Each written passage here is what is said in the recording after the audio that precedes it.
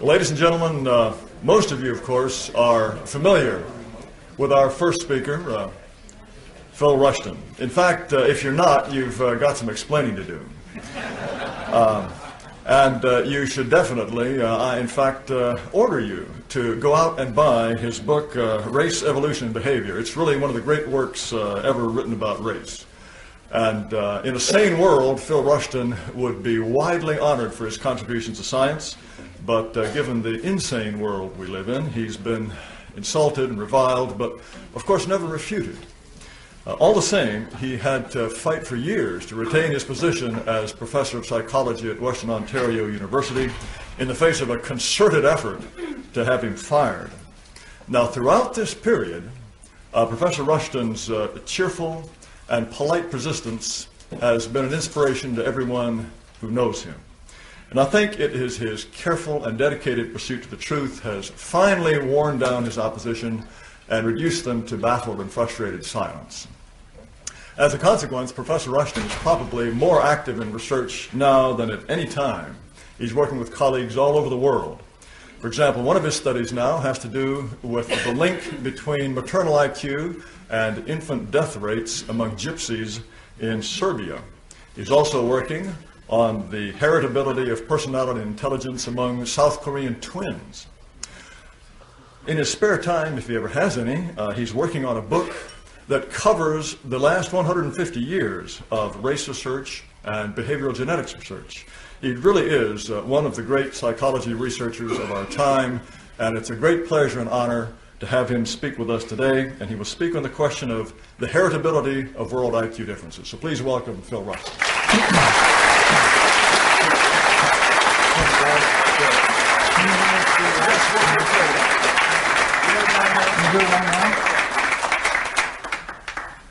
Well, thank you very much. It's lovely to be here again. And I'm going to have a whole lot of slides to show.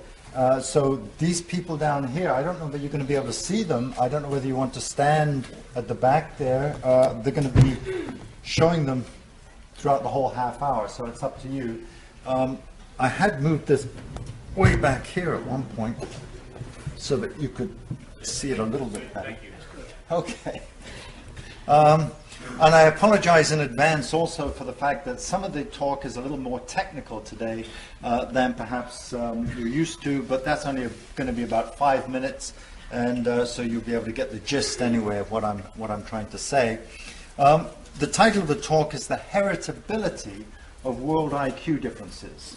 And I want to say what the IQ differences around the world are, and then ask the question of, can we know whether these differences are due to the genes, or are they just due to cultural factors? And I will be arguing that it's due to the genes and providing some good new evidence to show that. So if we can have the next slide.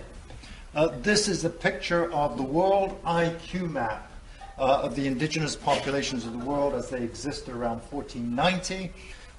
The data are legion. There's about 620 studies now of IQ from about 120 nations. They have been collated by Richard Lynn more than anybody else. His 2 books are on sale from Louis Andrews, Washington Summit Publishers. You can buy them, they're great books. Also, Michael Hart has a new book out on IQ and how they originated from an evolutionary perspective as the populations moved around the world. And his is a new book. It's well recommended. So if you're in the book buying mode, there's 3 of them you can buy. In any case, this is a summary. And what I want to do is to very quickly just highlight 2 or 3 aspects of the map, especially for those of you who can't see it. The standardized IQ is, if you look at Eurasia, from England all the way through Western Europe out to Siberia and out of Mongolia, the average IQ is 100. And what that means is, in effect, the general intelligence or cognitive ability of a 16-year-old. So that is like the standard benchmark against which everything else is calibrated. And there are various corrections and calibrations that are required of a technical nature, but we won't get into that. Just take my word for it that the average is 100, standardized on Europe, and everything else is relative to that. And so then I'll take your attention to sub-Saharan Africa. there the average IQ is 70. And in the Western world, we often think of an IQ of 70 as being borderline mentally retarded. But that's not a really useful way of looking at sub-Saharan African IQ. Africans are not borderline retarded.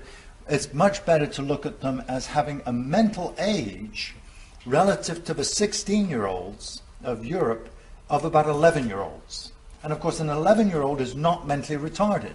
An 11-year-old can do, cognitively speaking, all kinds of things. They can work in factories and under supervision at pretty high technical levels in factories. They can work in the fields. Obviously, they can make war, houses, and so on. Kalashnikov, who invented the great gun that is preferred in South Africa, and Southern Asia, says even children can use this gun and maintain it. And that's sort of like an estimate of what you can do as an 11-year-old with cognitive ability. Now, there are about 60 or 70 studies from East, West, Central, and South Africa. And a lot of people say, well, I just don't believe an IQ of 70 for black Africa. But as I'll come on to, it's a very reliable finding. In fact, as I say, there are 620 studies, so there's a lot of reliability in these measures. If I take your attention now to the yellow part of the map, which is China, Japan, these are the East Asians. And it comes as a surprise to some people to learn that East Asians actually have a slightly higher IQ than do Europeans. If Europeans are standardized at a cognitive ability of about 16, East Asians have a cognitive ability of a 17-year-old. And this is very reliable again. And it doesn't matter whether you look at the East Asians in China and Japan or whether you look at their immigrants in other countries of the world. It's amazing how critics of IQ studies never ever focus on that particular measure. They only focus on the black Africans being so much lower. I should also mention, I suppose, that black Americans, African Americans, have an IQ of 85, which is midway between the sub-Saharan African IQ of 70 and the European IQ of 100. I'll very briefly just mention the American Indians, North and South America. The average IQ there is about 85. Now, the Hispanic populations that are coming into the United States in particular have a higher IQ than that. It's about 90, maybe even 92, some people will argue. And the Hispanics, of course, are a hybrid mixed race population of Spanish whites plus American Indians. And so they will have a slightly higher IQ as a result. What I really want to focus in on, and this is, I think, something even more controversial than black-white differences, is the IQ of a group called the South Asians / North Africans. On the map, this is a yellow, orangey segment that goes right across North Africa, all the way out to Bangladesh. And genetic studies show that this is a very heterogeneous population, but there are some genetic similarities among that group that goes from Bangladesh through the Indian subcontinent, India, out through Pakistan, Afghanistan, into Turkey and the Middle East, Iran, down through Saudi Arabia, into Jordan, the Arab population of Israel, Egypt, and all the way across North Africa. This particular grouping is different from the Europeans to their north, the sub-Saharan Africans to their south, and obviously the East Asians to their east. And they have an average IQ of 85. And there are about 60 different studies showing that. And furthermore, if you look at the immigrants from those countries, in England or Holland or South Africa or Mauritius or Fiji or the different places that they have immigrated to, their IQs are commensurate with the original populations from where they come. So this is pretty reliable stuff. If you go to the next slide, you'll see some indication here of just how reliable those data are. This is actually taken from Steve Saylor's essay. He did a big review of Richard Lynn's book. And one of the things he did was to plot the stability of those IQ scores for 3 different populations. I think at the top end is the Japanese and Japan, in the middle it's the Hispanic populations to America, and at the very bottom is the Australian Aborigines, which I didn't actually mention, but they're even lower IQ than the sub-Saharan Africans. And he shows that across time, the different studies that have been done, they don't change much. They're just consistent and reliable and so on. And that shows, to some extent, just how reliable these data are. If we go to the next slide, this again is a measure of the reliability, and it also illustrates something else. These are the Chinese in China and the Indians in India across time. But what it also shows is that there's no comparison. We're always hearing in the media that India is a new superpower, just like China. Well, yes, it's true of China. China will have a man on the moon. They'll have a manned moon station up there permanently. They are potentially a great competitor or a great ally, cooperator with the United States. They have the brains to be equal or higher than we are. India, that's just not the case. The average IQ in India is 85. So, yes, they're growing in economics, but they're not China, and you can see that from that slide. Okay, if we go to the next slide, this is the University of Witwatersrand in South Africa. 10 years ago now, I went to South Africa and collected some data myself, because when Richard Lynn began to publish these studies 10 years ago, there weren't quite as many as there are today. It seemed to me crucially important for myself to go out there and double check that these numbers were accurate. If I was going to put my own reputation on the line, such as it is, I was going to have to be sure that what he was saying was accurate, because it's so easy to imagine that the IQ scores were just spasmodically thrown together and weren't very, very reliable. So 10 years ago, I wanted to make sure that they were reliable. And if you go to the next slide, this is Mervyn Sky, who is an educational psychologist at the University of Witwatersrand, who I teamed up with. We go to the next slide. These are some of his students that we worked with. Altogether, we published in the scientific peer-reviewed journals 6 different studies of African IQ, and some of his students were black, some of them were Cape-colored, some of them were South Asians. And we did this because one of the things, little technical items in the literature, is that the people gathering the data should be of the same race as the people being tested. In fact, it really makes no difference at all, but this is just an indication of how careful we wanted to be in order to be able to persuade our peers that these data were accurate, whatever they turned out to show. If you go to the next slide, we had absolutely wonderful testing facilities.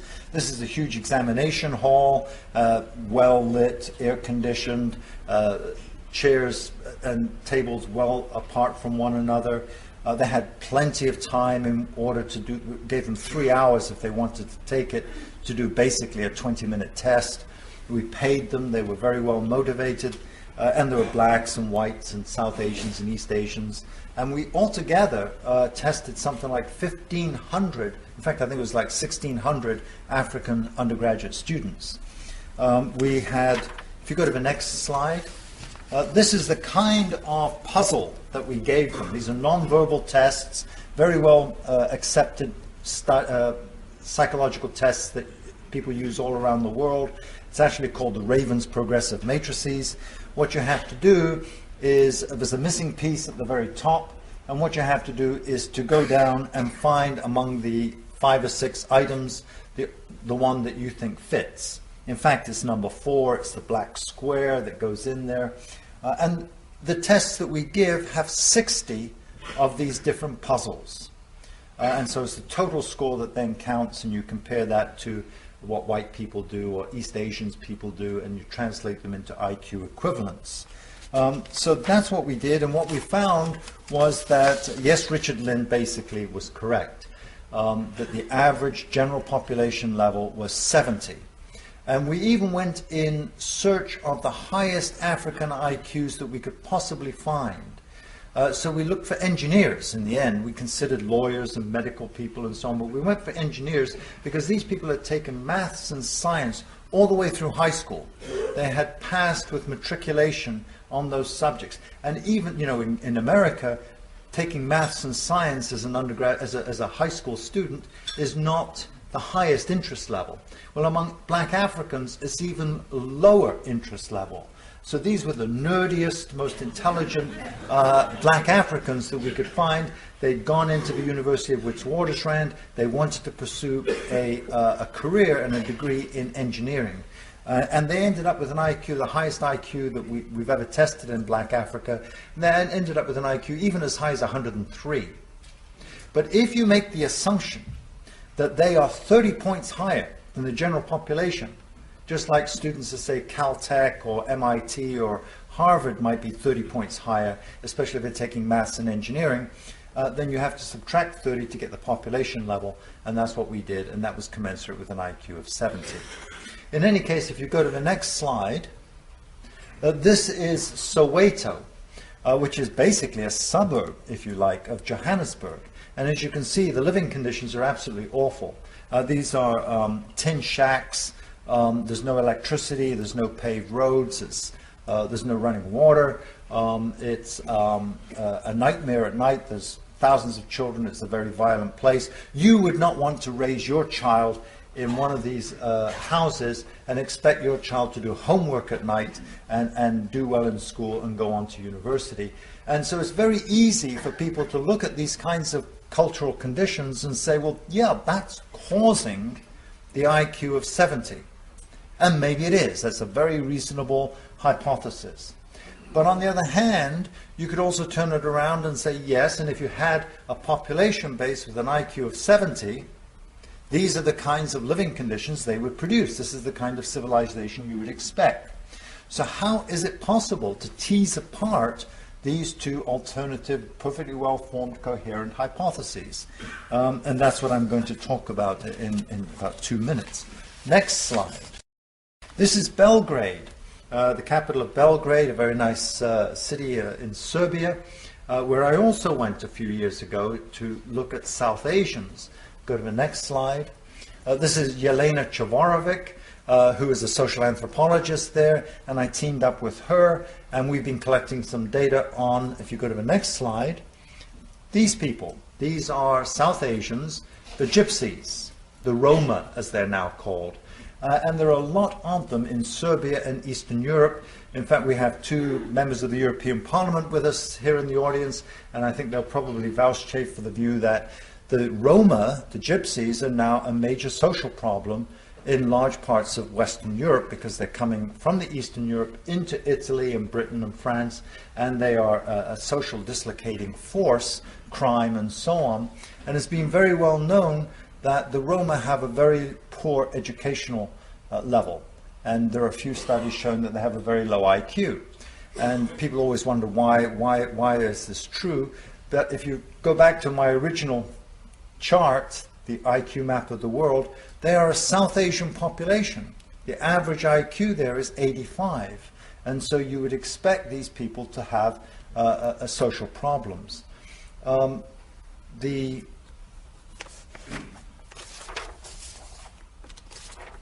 Okay, if you go to the next slide. These are, again, this is a gypsy girl. The living conditions are very bad. If you go to the next slide, the communities look like almost rubbish tips. And once again, you could say, well, yes, if you're being raised in a condition like this, you're going to have a very low educational level and intelligence. On the other hand, if you start off with a very low intelligence and educational level, you're going to have if you have a very low intelligence, you're going to have a poor educational level, and you're going to create conditions like this. If you go to the next slide, this is the easiest Raven's progressive matrices items or puzzles that you can get. These are for children. You can just look at a glance. You don't even have to use a lot of logic to figure out which is the correct answer. You can just look at a glance and see which is the correct answer. We use this particular test because the Roma were complaining that the previous test that we'd given even to black Africans gave them a headache. They just couldn't do it. But even this test for children gave them a headache. So the particular group of gypsies we looked at had an incredibly low IQ. It was down to about 70. Whereas most studies of gypsies show that they have an average IQ of 85.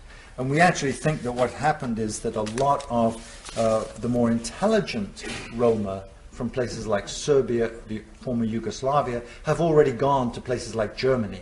And they were, in fact, telling us that they have relatives in Germany and so on, and they have jobs there or are on welfare there. The pickings, so to speak, are just so much better in Western Europe now that they can move there than in Eastern Europe. Okay, let's go to the next slide. Good, okay. So the question is, are these worldwide IQ differences genetic or cultural in origin? And there's several lines of evidence that we put forward to show that it's genetic. And I'll go very, very briefly through them, but there's one that I'm going to focus in on. And the first one is the worldwide consistency of the scores. If you buy into a cultural perspective, you would expect that when you change the culture in which you live, or magnify the environmental opportunities, you're going to change the IQ scores around. And in fact, you do not. What we find is that there's a consistency to these IQ scores over 80 different years of testing and a variety of different conditions. So for example, the South Asians who have moved into, say, Holland, have now, North Africans, Moroccans, and so on, are now in the second generation. And they've gone through the school system there, the nutritional system there, and they speak Dutch fluently, and yet their IQ is only up to about 89. In other words, yes, they've gone from 85 to 89 in one generation, and that's about the kind of level of improvement that you might expect under a genetic hypothesis. You might get 3 or 4 points due to the culture, because nobody's saying it's 100% genetic.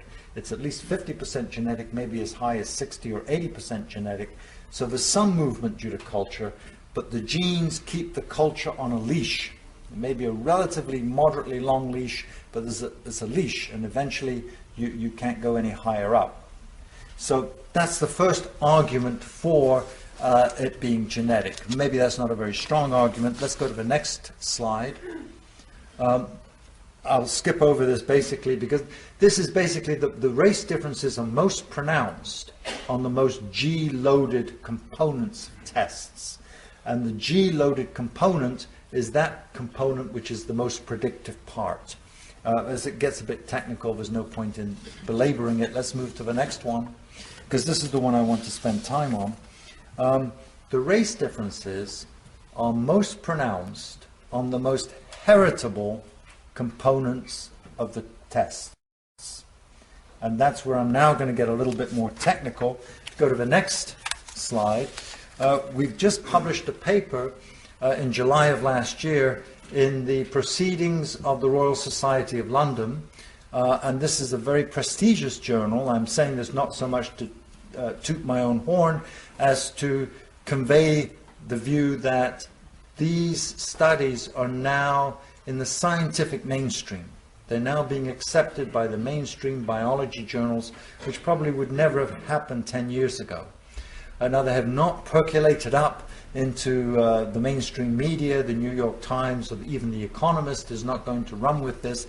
But among academics, if I go to a scientific conference where I've just presented these papers about 2 months ago, the people will listen to it and take it on board, and they recognize that there's some truth there, a lot of truth there. So this is now very, very acceptable kinds of data. We, in fact, in that paper that I've just mentioned, published 2 samples. We had 2 twin studies. And it's the second study that I'm going to tell you about the most. If you go to the next slide, it's probably more understandable. This, again, is one of the puzzles, and there are 60 of them, from the Raven's progressive matrices. And there are twins who have done these puzzles. The most famous twin study in the world is the study of the Minnesota study of twins raised apart. So these were children who were separated at infancy. They were raised unknown to each other for maybe 30 or 40 years in different families. They grew up, they were then reunited by the research team and brought to the University of Minnesota, where they were then examined to see how similar they are. Even though they've been separated for 40 years, how similar do they end up being? And we all know they're very similar. And the question for me, because I had access to these data from Tom Bouchard at the University of Minnesota, was how similar are they on the various puzzles? So on some of these puzzles, the twins who've never met each other before are more similar to each other than on other puzzles. And the more similar they are to each other, the more genetically influenced it therefore must be the answers to that puzzle. And by the same token, since they are identical twins, genetically identical, any differences between them must be due to the culture or environments that they were raised in. So how different are they on each of these different puzzles? And so that was our origin of our study. How heritable, how similar were the identical twins raised apart, because that's the measure of heritability, and how different were they, because that's the measure of environmentality. Okay, if we go to the next slide. Oh yeah, okay, so this is the technical stuff. Basically, there's a whole lot of columns there, and I wanted to show them to you because it does show that there's real data here, and there's real science, so to speak, and real statistics. If you actually look down the first column, I said there were 60 different puzzles. What I'm showing you there are items 25 through to items 36. So there's 12 different puzzles. Let's take item 25. That's just one of the puzzles that you've already seen. The first three columns are three different ways of estimating heritability. I won't even bother going into them. The fourth column is the average. We took the average of those three different ways of calculating heritability. And then the fifth column is, as I said, the measure of environmentality. Okay, if we go to the next slide. This is all the different samples that we had. All these different people have been given those same tests. There were the twins themselves. There was the Roma that I mentioned in Serbia. Some other people had measured teenagers all over South Africa. There were whites, South Asians, blacks, coloreds. We ourselves, with Mervyn Sky that I mentioned, we collected data on these engineering students who are undergraduates from South Africa, with East Asians, whites, South Asians, blacks, and coloreds. So these are all the different samples. And of course, it's possible to compare the different samples with each other. And if you go to the next slide, again, another data set, again, the items. So if you take the first row, item 25, the first column, that's the average heritability, how heritable are the scores on that item. The next column is how environmentally influenced are the scores on that item. The third column is what is the pass rate of that item? What percentage of twins, for example, passed it? Well, it was an easy item. 90% of the twins passed that item. But the next column shows that only 74% of the Roma passed that item. And then you can ask the question, well, what's the difference between the twins, the white people, and the Roma? And the answer is 16%. So there's a 16% difference on that item, on that puzzle, between the Roma and the twins.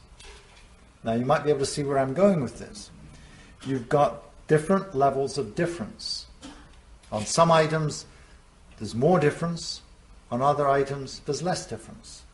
Is the magnitude of the difference predictable by the magnitude of the heritability? If so, it shows the differences are heritable.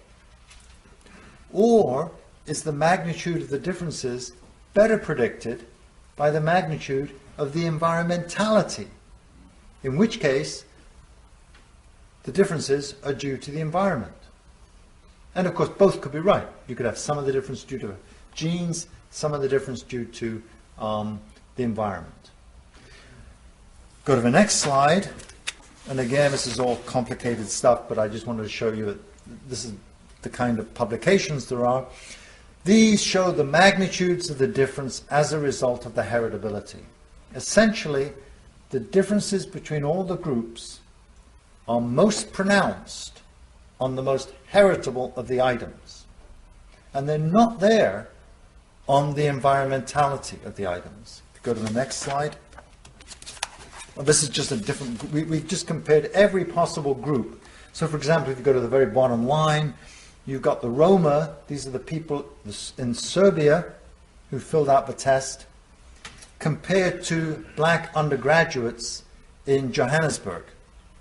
So how big of a difference is between these two groups? And can you predict that magnitude of those two differences by how the Minnesota Twins filled out their tests?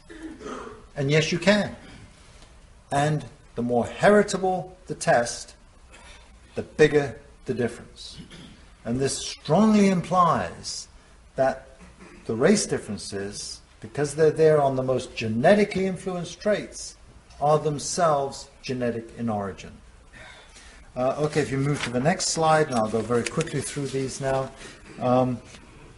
So that, what I've just mentioned, the heritability study was the latest study that I've just published, which is just one strong line of evidence to show that these race differences are themselves genetic. But there are lots of other lines of evidence which I've published on and other people have published on in the past, and I'll whip through these in about 30 seconds. First one is the brain size differences. Australian Aborigines, for example, have the lowest IQ in the world, around IQ of 60. They also have the smallest average brain size.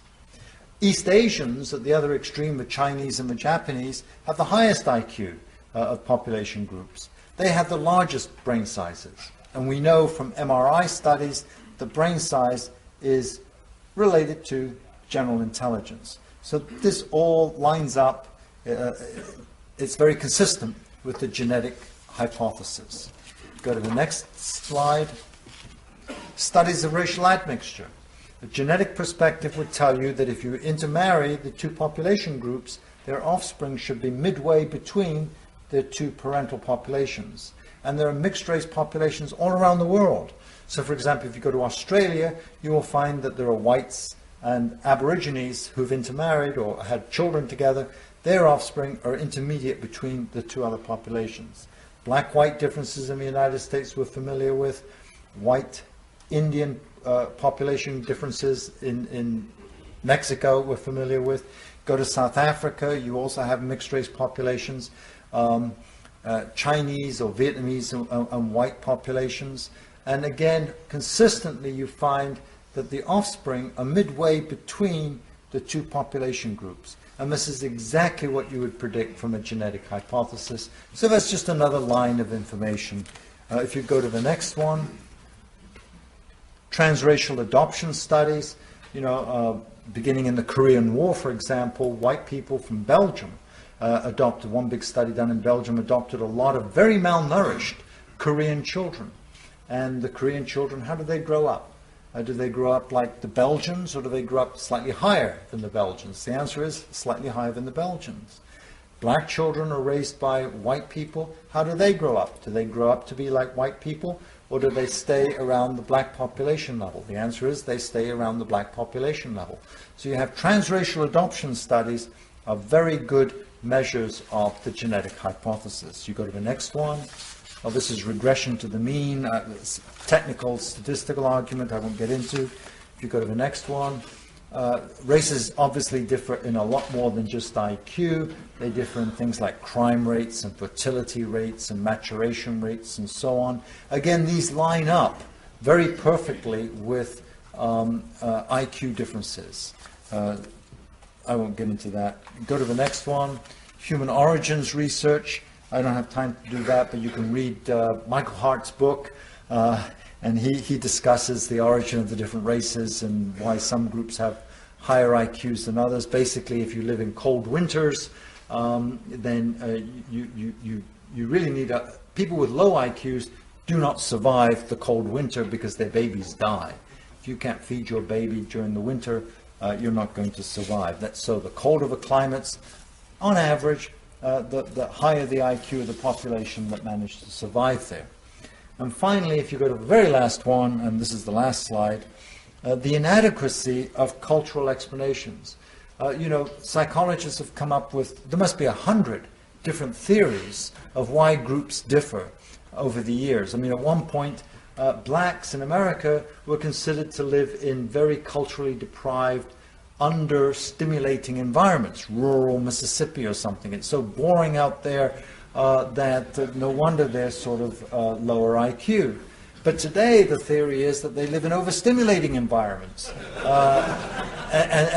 You go through all these different theories and they just do not hold up because you can always find another population group that they don't apply to.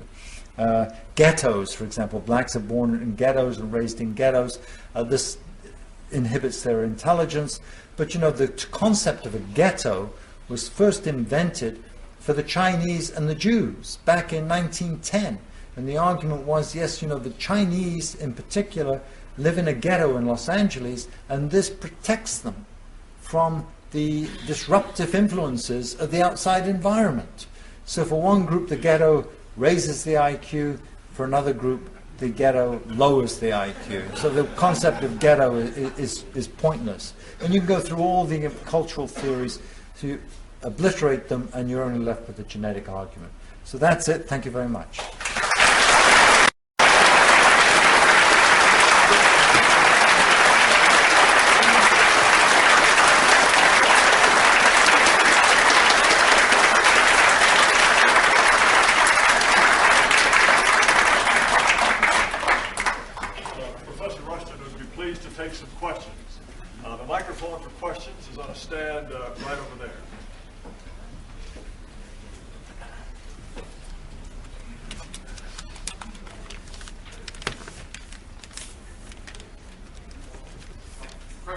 Professor Rushton, how significant is the high incidence of marriage to first cousins for the IQ results among South Asians? Thank you, Paul. That's a good question. There's some statistics that just came out showing that in England, South Asians comprise 3% of the population and 10% of birth defects. And one of the reasons people think is because first cousins are marrying one another. And if you marry first cousins who are married first cousins who are marrying first cousins, you build in is inbreeding depression. And we know that inbreeding depression also causes a lower IQ. And so it is certainly possible that some of that lower South Asian IQ is due to the marriage of first cousins. And we know that some people are saying that in Iraq and some of the Arab world, one of the problems in building a nation is that people are so tribal, which is like family oriented, because the genetic inbreeding is such that your loyalty to your extended family is so much greater than it is here in North America, and we can so cousin marriages is a big problem, and it's an interesting explanation for things. I don't know of any studies, but I get the impression that Indians from India in the United States are not low IQ. Is this because it's the more intelligent Indians who have migrated to the United States? Selective immigration? I think Michael Hart makes a very good point that the Indians that we notice over here, in fact, are almost higher scorers than white people. They earn more money, they dominate in physics departments, engineering departments of universities. They're very overrepresented in information technology. They do extremely well, entrepreneurial and so on. And the question is why? And I think Michael Hart's own explanation fits. Selective migration. If you have an average IQ yourself of 120, let's say, you'd much rather, you don't really want to live in a country with an average IQ of 83. You really want to get away from that low IQ population group. So Also, you know, 1% of 1.5 billion people is an awful lot of people. And it's commensurate with the possibility that countries like Pakistan and India, in fact, have an elite which is capable of creating nuclear weapons and so on, and a great technological society. But as a percentage, they are dragging an enormous chain with them, anchor of a low IQ population. And if you look at breeding patterns, of course, we all know that it's the bottom half of the population, the lower IQ half of the population, which is having all the children. And if you're in India, where you've got 1.5 million people, 1.5 billion people, that's an awful lot of children that's dragging down the average IQ. A second question, is there any evidence that the IQ of sub-Saharan Africans has declined in recent centuries or in recent decades? I don't know of any, no. And some people say I just don't know. Okay, thank you. Professor Rushton, I think that eugenics is a moral commitment, not a racial affiliation. Now, if that is the case, wouldn't the influx or immigration of less favored races into our society possibly serve as a positive advantage to the eugenic movement? Because unless we adopt a eugenic program, rather than simply saying, oh, you're a different race, get out, we could use their presence as a political force in order to tell the people, if we have a eugenic movement which recommends the increase of the birth rate from the people who are the most productive and most creative, regardless of race, then we can continue to evolve to the next more highly evolved species above, Homo sapiens. Would not then racism in and of itself fail to provide the necessary political form that we need to progress, and that eugenics would be the actual answer? Okay, well, thanks for the thought. Thanks, sir. Yes, Professor Rushton, in view of the opposition that you and other researchers have encountered from the establishment about your research, I once read a suggestion that perhaps they should try to do this research in China, because the Chinese, being overwhelmingly Han, they do not have these different blocks. There's not this social opposition. But on the other hand, the Chinese, these studies are expensive. The Chinese don't have the money. What money they do have, they propose to put in advancing the military. But now, just after listening to you, it seems that it's considerably easier now than it was to get these things published and so forth. So do you think that situation about perhaps trying to establish genetic IQ studies institutions in China just irrelevant, that you're going to be pretty well accepted in the mainstream? Well, it's very hard to predict, especially about the future. Dr. Rushton, I was intrigued by your mentioning that it's apparent that apparently it's easier to sell or your results or get them accepted by the mainstream scientific community when test takers are given their test by someone of the same race. Now, I wonder if you gave your tests in racially segregated environments for the students as well. I know that one of the major motivations for mandatory integration was the theory that black school children would do so much better if seated next to white school children.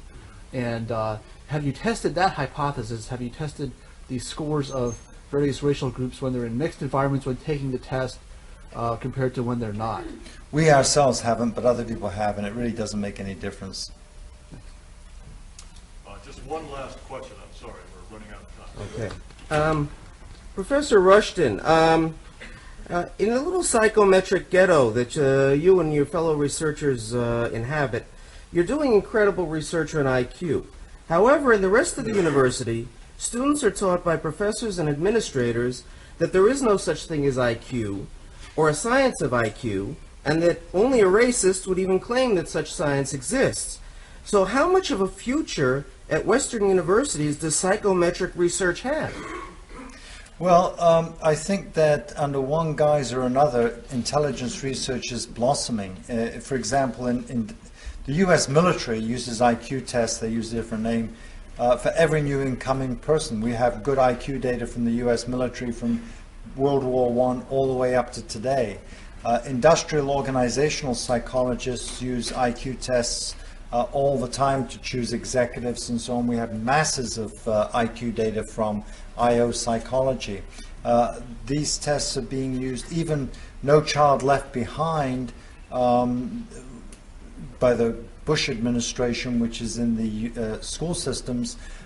In effect, what they do is they give you educational tests.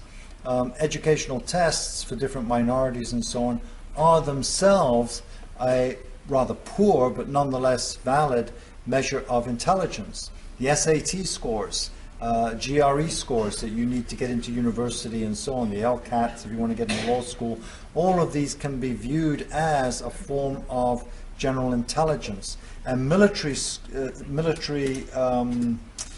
and government agencies around the world now, in China or Israel or England, and Holland, for example, where they have all kinds of immigrants, and they want to give IQ tests for people who want to work on the buses or on the trains, and they've been doing that for 20 or 30 years. The Dutch Army have been given the Ravens progressive matrices ever since about 1945. So these IQ tests are not going out. They may